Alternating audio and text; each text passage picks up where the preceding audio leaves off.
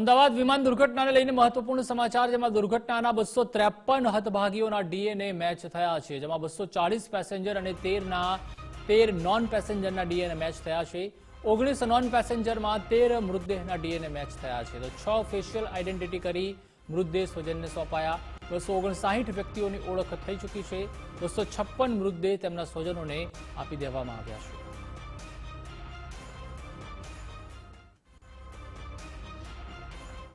એટલે જોઈશું તો 253 વત્તા 6 એટલે કે 259 વ્યક્તિઓની ઓળખ થઈ ચૂકી છે. આ 259 માંથી 256 પાર્થિવ દેહને એમના સ્વજનોને આપી દેવામાં આવે છે. એમાં જોવા જઈશું તો 180 Indians, 19 non passenger, 49 UK citizens. યુકેમાં ફરીથી કહીશ કે 52-52નું મેચિંગ થઈ ગયું છે, પરંતુ 3 પાર્થિવ દેહ આપણી પાસે પીએમ રૂમમાં પડ્યા છે. એટલા માટે કહી રહ્યો છું કે 49 સોંપી દીધા છે. 3 આપણી પાસે છે, 7 પોર્ટુગીઝ, 1 કેનેડિયન. એમ કરી અને 256 પાર્થિવ દેહને આપી દેવામાં આવે છે.